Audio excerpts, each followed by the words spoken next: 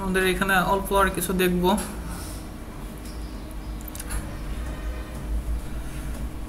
ম্যাট্রিকের কথা বলছিলাম না, ব্যান্ডউইথ এবং ডিলে। ফার্স্ট টিউটোরিয়ালে আমরা কে ভ্যালুর কথা বলছিলাম, মনে আছে? এই ভ্যালুগুলো এখানে 5টা, K1 K2 K3 K4 K5। দেখো এখানে যদি শো আইপি প্রোটোকল দাও, তোমার যদি যখন EIGRP করা থাকবে সেখানে EIGRP ম্যাট্রিক ওয়েট K1 দেওয়া থাকে। কেমন? K1 K এর ভ্যালুগুলো দেওয়া থাকে, এগুলো বাই ডিফল্ট থাকে। তো এগুলোকে চেঞ্জ করা যায় ইচ্ছে করলে। বাই ডিফল্ট K1 এর ভ্যালু থেকে 1 0 এইভাবে থাকে। আচ্ছা, যদিও আমার এগুলোকেও যে আমি তখন বলছিলাম না, আমরা বাই ডিফল্ট ইউজ করে কি ব্যান্ডউইথ এবং ডিলে, কিন্তু অন্যান্যগুলো আমরা ইউজ করতে পারি। তো ব্যান্ডউইথ এবং ডিলে ব্যবহার করার যে নিয়ম, সে কিভাবে করে, 10⁸ divide by slowest bandwidth.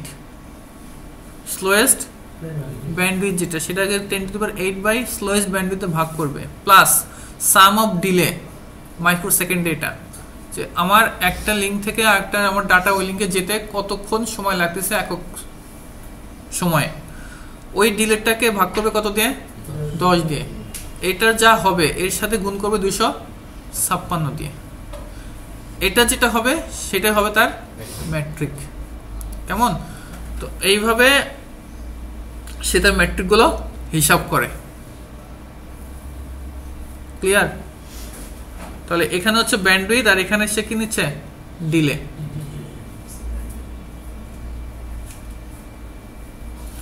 EIGRP uses the slowest bandwidth of the outgoing interface of the route to calculate the metric. In this case, we need to find out the bandwidth of FA0/0 of router 0. Router 0 কোনটা এখানে? এটা এসিটা ছাড়ো তো। এখানে router কোনটা? Router 0 হচ্ছে এটা, আর এটা ইন্টারফেস আছে একটা FA0/0। আর রাউটার 1 এর ইন্টারফেস কোনটা? রাউটার 1 কোনটা? এটা। তার একটা ইন্টারফেস আছে FA0/1। একটু খেয়াল করো, আউটগোয়িং বলতে কি বোঝাচ্ছে? আউটগোয়িং ইন্টারফেস বলতে এই রাউটার থেকে যেই পোর্ট দিয়ে আমার বের হচ্ছে ডাটা, সেটা হচ্ছে কি আউটগোয়িং ইন্টারফেস। তাহলে এই রাউটার থেকে কোন এটা দিয়ে বের হবে, সেটা হচ্ছে আউটগোয়িং ইন্টারফেস।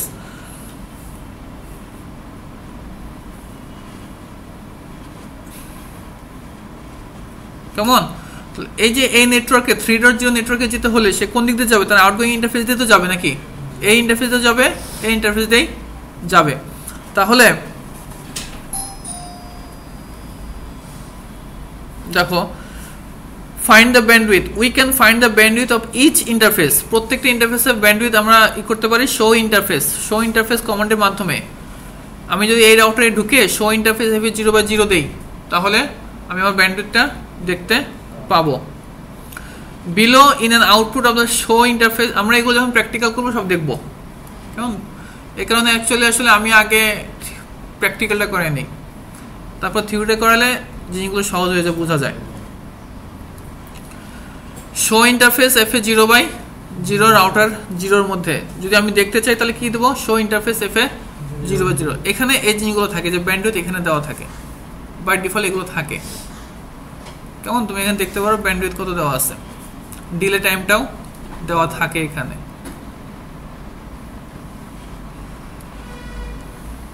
এখন দেখো ব্যান্ডউইথ কত আছে এখানে?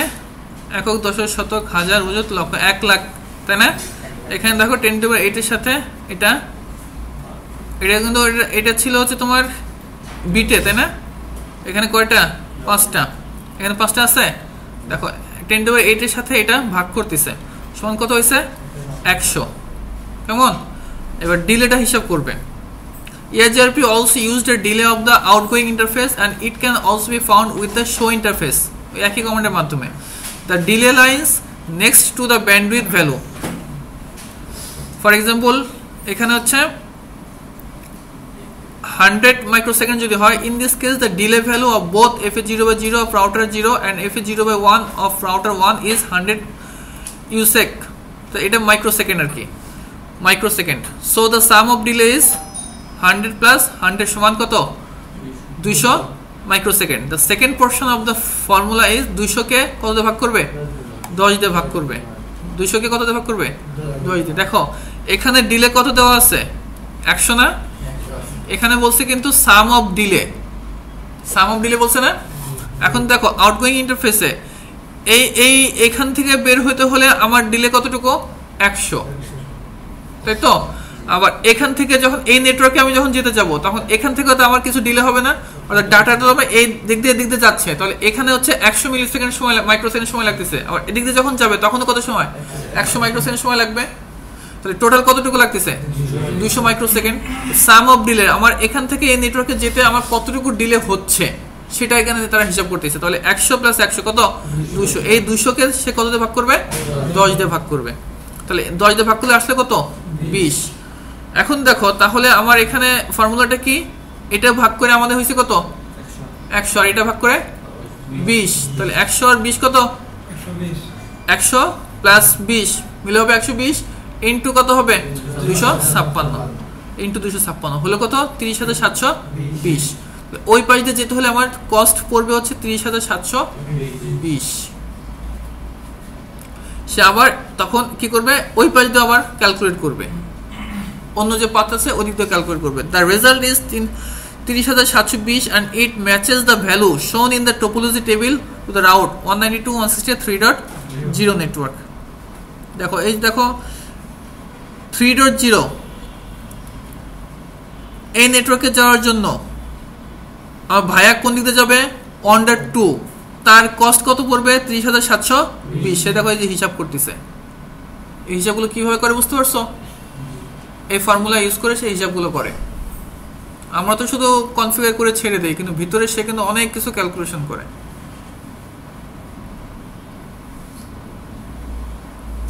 কোন পাথ দিয়ে যাবে, কোন ইন্টারফেস দিয়ে সে বের হবে সেটাও দেওয়া আছে। এটা ফিজিবল সাকসেসর।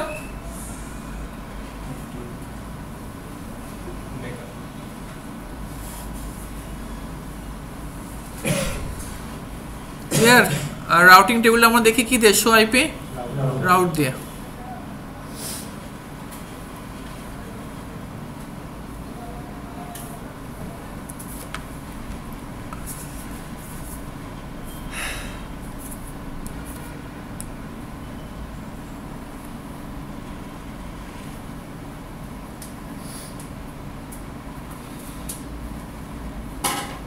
বুঝতে কোথায় সমস্যা আছে বলো?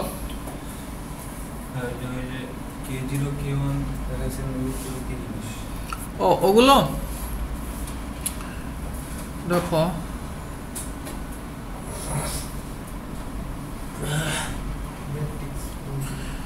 ম্যাট্রিক K1 এগুলো এক একটা ভ্যালু, কেমন?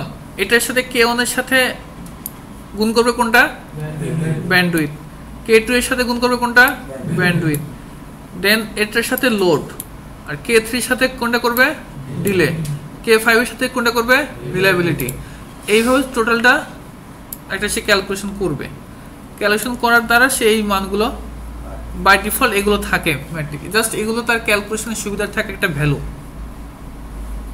আমরা ওখানে কি দিয়েছিলাম? কে ভ্যালু কি করতে হবে? মাস্ট বি সেম করতে হয়, তাই না?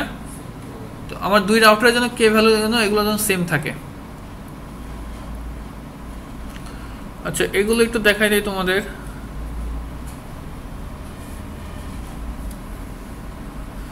শো আইপি এআইআরপি নেইবারস যদি দাও তাহলে নেইবারগুলো ইনফরমেশন সে দেখাই দিবে।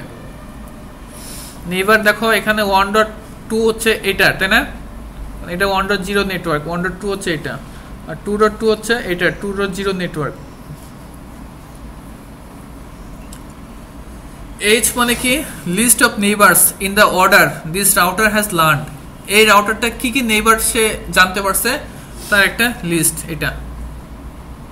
এই যদি আরো দুইটা থাকে 0 1 2 3 এইভাবে থাকবে, কেমন? অ্যাড্রেস তার নেইবারের অ্যাড্রেস কানেক্টেড যেই পোর্টটার সাথে ওই পোর্টটা সেখানে দেখাবে। আচ্ছা তারপর আছে interface. The interface of the local router, কোন ইন্টারফেসের সাথে সে কানেক্টেড হয়েছে নেইবারটা, সেই ইন্টারফেসটা এখানে আসবে। FA0/0 এটা, আর FA0/1 হচ্ছে এটা। Hold down timer, the amount of time left before neighbour is considered down status. Hold down timer তো সরি আমরা বলছিলামই যে সে কতক্ষণ পর্যন্ত ওয়েট করবে যে ওটা আমার ডাউন হয়েছে কি হয় নাই, সেটা হচ্ছে আমার কি হোল্ড ডাউন টাইমার। দেন SRTT smooth round trip timer, এটা কি? আচ্ছা স্যার একটা আপ টাইম বাদ গেছে তাই না? এখানে কি আপ টাইম আসে নাই? এই তো আসছে, আপ টাইম আসছে। আপ টাইম হচ্ছে amount of the time since the agency was establish. তার যে নেইবার রিলেশনশিপ তৈরি করার জন্য যে আগে যে এনভায়রনমেন্টগুলো বা হয়েছে, যে এজেন্সি হয়েছে, এগুলো কতক্ষণ ধরে হয়েছে, তার সময়টা এত সেকেন্ড সময় ধরে হয়েছে। আচ্ছা, smooth round trip timer the advantage time in milliseconds between the transmission of a packet, packet ট্রান্সমিশনের মধ্যে টু এ নেইবার, নেইবারের কাছে, and the receipt of acknowledgement. অর্থাৎ এই টাইমটা কি, যে আমার নেইবারের কাছে আমি প্রথমে কি পাঠাচ্ছিলাম, একটা হ্যালো মেসেজ পাঠাচ্ছিলাম না, দেন সে একটা অ্যাকনলেজমেন্ট দিছে, এর মধ্যেকার যে সময়টা, এই সময়টা হচ্ছে কি smooth round trip timer. Clear? তো এটা কিন্তু এভারেজ একটা টাইম, গড় একটা টাইম হবে। আচ্ছা, retransmission time out if a multicast has failed. আমরা আগে তো বলছিলাম রিলায়েবল ট্রান্সপোর্ট প্রোটোকল না এটা, RTP। তাহলে এখানে কি হবে, যদি একটা ফেল হয় তাহলে আবার সে পাঠাবে, এরকম একটা প্রসেস এখানে। তো retransmission time out if a multicast has failed, যদি কোনটা দিয়ে আমরা এই সমস্ত প্যাকেটগুলো পাঠাই, মাল্টিকাস্ট অ্যাড্রেস ইউজ করে আপডেট পাঠাই বা হ্যালো পাঠাই, কোন ই করে মাল্টিকাস্ট অ্যাড্রেস পাঠায়। যদি মাল্টিকাস্ট অ্যাড্রেসটার মাধ্যমে যদি পাঠানো ফেল হয়, then unicast is send to the particular router. যদি মাল্টিকাস্ট অ্যাড্রেসে ফেলড হয় তাহলে কি করবে, ইউনিকাস্টের মাধ্যমে যার কাছে আমি পাঠাচ্ছি শুধুমাত্র তখন কি করবে, তার কাছেই পাঠাবে। The RTO is the time, retransmission time out, এটা এমন একটা টাইম ইন মিলিসেকেন্ডে, এটা মিলিসেকেন্ডে হিসাব করা হয়, that the router waits for an acknowledgement of that unicast. অর্থাৎ সেই যে ইউনিকাস্টের জন্য একটা আপডেট পাঠালো ইউনিকাস্ট অ্যাড্রেস ব্যবহার করে, তার কাছ থেকে যে একটা আপডেট অ্যাকনলেজমেন্ট আসবে, সে পাঠাইছে এবং তার কাছ থেকে একটা অ্যাকনলেজমেন্ট আসার মধ্যে যে সময়টা, সেটা হচ্ছে রিট্রান্সমিশন টাইম আউট। ঠিক আছে, এই সময়টা সে অপেক্ষা করবে যে ইউনিকাস্ট থেকে যে আমি যেটা পাঠাইছি ওটা অ্যাকনলেজমেন্ট আমার কাছে আসবে। এই সময়ের ভিতরে সে যদি না পাঠায়, এই রিট্রান্সমিশন টাইম আউট এই সময়টার ভিতরে যদি একটা না পাঠায়, সে কি করবে, আবার পরবর্তীতে পাঠাবে। ক্লিয়ার? আবার যখন হোল্ড ডাউন টাইমারের ভিতরে যখন পড়ে যাবে এটা, এত সেকেন্ডের ভিতরে কিছু পাঠাচ্ছে না, তখন সেটাকে সে ডেট ধরে নেবে, সে আর পাঠাবে না।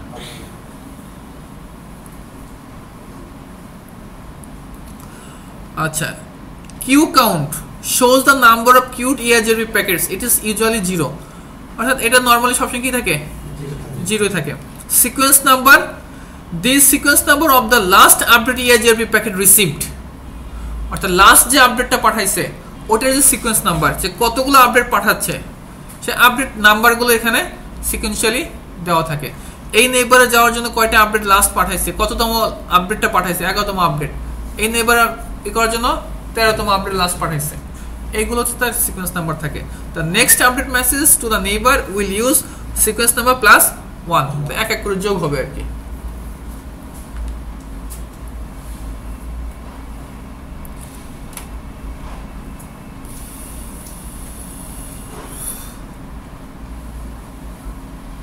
দেখো এখানে বলে দিছে CCNA level we only care about 4 columns. এই 4টা কলাম আমরা দেখব, address, interface, hold and uptime. Other columns will be discussed in CCNP, so you do not need to remember them now. এগুলো আপাতত মনে না রাখলেও চলবে, এগুলো আরো অ্যাডভান্স নিয়ে CCNP তে কথা হয়।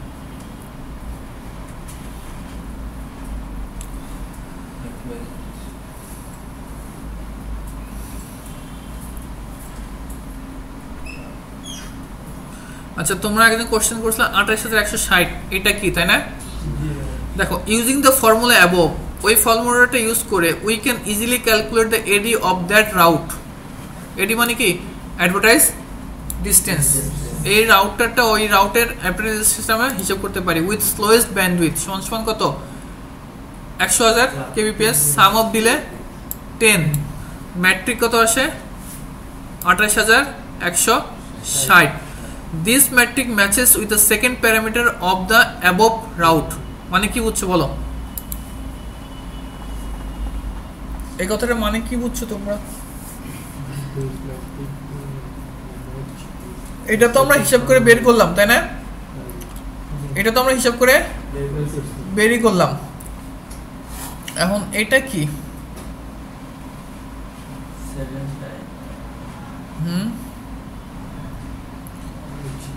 এটা কি বলো? 28160 এটা কিভাবে আসছে? এই কথাটা কি মানে? এই ম্যাট্রিক্সটা মানে সেম একটা রাউটারের ম্যাট্রিক্সের সাথে ম্যাচ করে দেখি। Sorry, this matrix match with the second parameter of the above route. এই জিনিসটা কি তোমাদের কাছে ক্লিয়ার? বুঝতে পারছো কথাটা?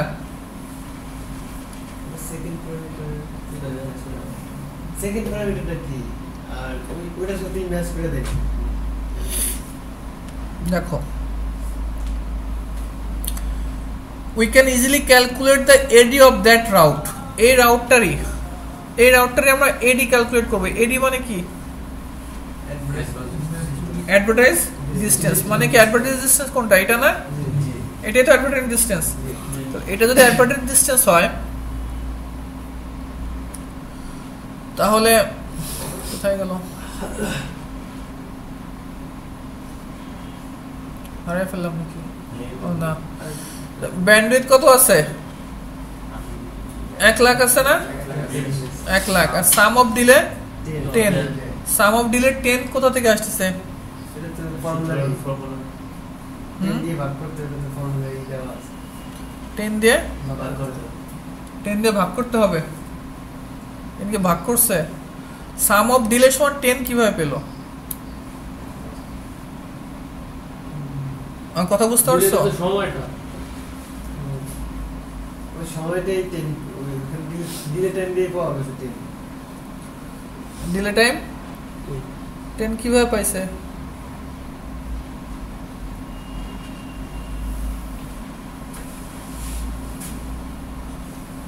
বলো। আরে বাবা, এই দেখো আমরা তো এই দেখো এখানে আমরা সাম অফ ডিলে কি করছিলাম? এই রাউটারের জন্য এখান থেকে 100 ছিল তাই না ডিলে টাইম, আর এখান থেকে কত ছিল?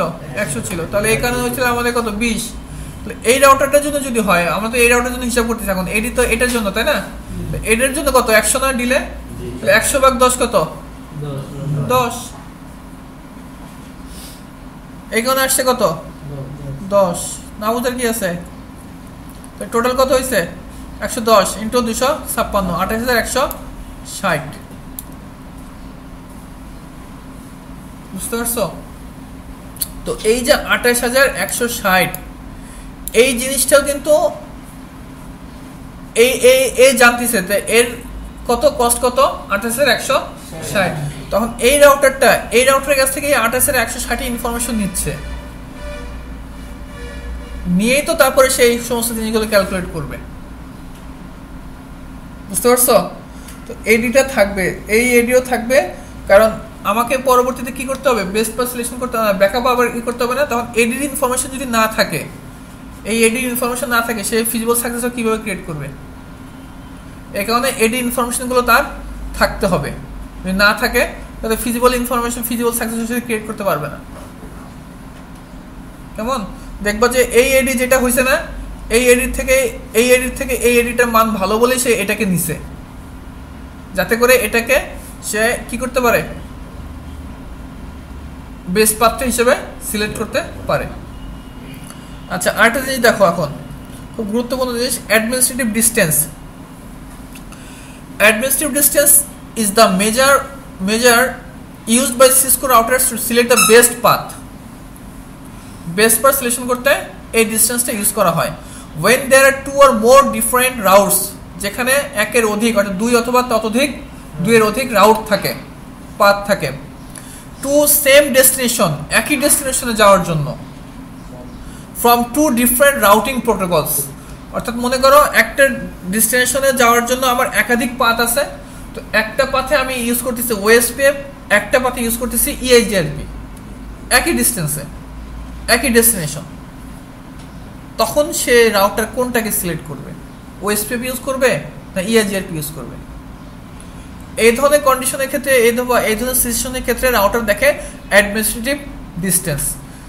দেখো, ডিরেক্টলি কানেক্টেড যদি থাকে তার ডিস্টেন্স হচ্ছে 0, যদি স্ট্যাটিক রাউট করা থাকে তার হচ্ছে 1, যদি EIGRP থাকে তাহলে 90, EIGRP সামারি রুট করা থাকলে 5, OSPF করা থাকলে 110, VIP করা থাকলে 120।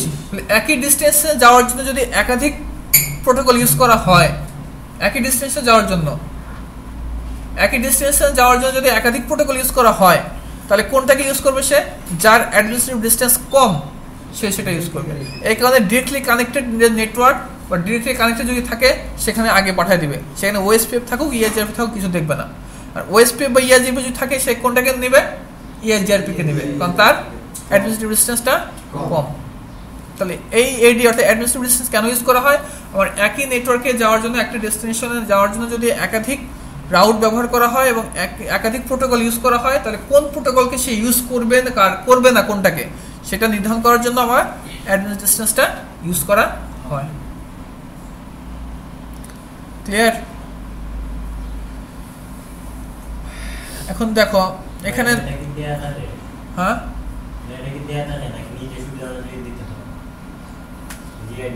এটা বাই ডিফল্ট এগুলো থাকে। দেখো no auto summary, one of the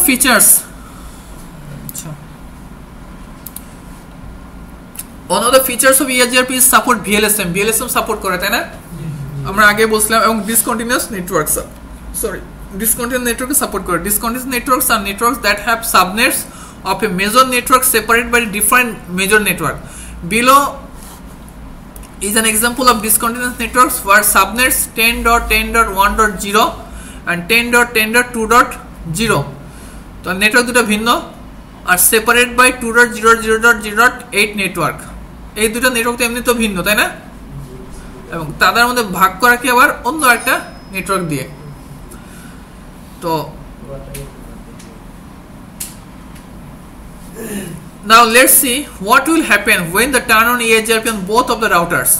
Router EIGRP 1 network দিলা 2.0.0.0 নেটওয়ার্ক দিলা তুমি 10.10.1.0 অথবা নেটওয়ার্ক এটা দিলেও চলবে। আচ্ছা, রাউটার EIGRP 1 R2 তে দিচ্ছ 2.0.0.0 আর নেটওয়ার্ক 10.10.2.0। আচ্ছা, এখন দেখো এইটুকু করার পরে তুমি you can try to use the more specific network instead of network এটা। আচ্ছা, এখন তুমি যদি এইটুকু করার পরে দেখো শো রানিং কনফিগ দাও, তোমাকে এই মেসেজটা দেখাবে, অটো সামারি দেওয়া আছে। কেমন? Network 10.10.1.0 has been summarized to network 10.0.0 because it knows 10.x.x network belongs to class A. তুমি দেখো এখানে আমরা কি দিছি, নেটওয়ার্ক 10.10.1.0 দিছি না, সে কি নিয়ে নিছে 10.0.0.0। বুঝতে পারতেছো আমার কথা? কেন সেটা নিছে? কারণ সে এটাকে সামারি করে ফেলছে। এই 10.10.1.0 এটা তো হচ্ছে আমাদের VLSM করে আমরা এরকম আনছি, তাই না? বাট সে তো এখন আপাতত এগুলো সে বুঝতেছে না, কারণ সে কি করবে, সব অটো সামারি করে ফেলবে, সে ক্লাসফুল করে ফেলবে, সে ক্লাসফুল করে ফেলছে। নেটওয়ার্ক 10.10 এই কারণে বলছে এটাকে সে সামারি করে ফেলছে কোনটাতে, এটাতে, because it knows 10. Network belongs to class A 10.0.0 এটা সে জানে কি ক্লাস 10. যেহেতু সে ধরছে 10. পাইছে, সে কি ধরে নিছে সেটাকে ক্লাস A, অতএব সে বাই ডিফল্ট এটা করে নিছে। The same thing happens on router 2 তেও একই জিনিস ঘটবে। From that output above we learn that R1 only knows about the directly connected 10.10.1.0 network, but it does not have any information about the faraway 10.10.2.0 network. 10.10.2.0 কোনো network এখানে আছে? আছে? নাই। Network and a ping 10.10.2 cannot be successful, but notice that we can ping to that directly connected network 10.10.1.2 for example. এখানে কিন্তু নেটওয়ার্কটা নাই, তারপর আমরা পিং করে পাবো। কথা বুঝছো? কারণ কি অটো সামারি করে ফেলছে, কারণ ওটা এর ভিতরে 10.0.0.0 নেটওয়ার্কের ভিতরে তো আছে, মূল নেটওয়ার্কের ভিতরে আছে। হ্যাঁ, এই কারণে আমরা সহজ কথা কি করব, আমি আর দেখাচ্ছি না, কি করব, রাউটার EIGRP 1 এ নো অটো সামারি, যাতে আমি অটো সামারি সে না হোক, আমি যা দিচ্ছি তাই সে ওইভাবেই থাকবে। আমার বলো। ভিএলএসএম এ যদি ভুল থাকে তাও তো সে অটো সামারি করে নিতেছে। যদি আমার ভিএলএসএম এ ভুল থাকে তাও এদিকে নেই, হ্যাঁ নিবে আর নো অটো সামারি করলে তো নেবে না। ক্লিয়ার? আচ্ছা, নেক্সট ক্লাসে আমরা প্র্যাকটিক্যাল দেখব।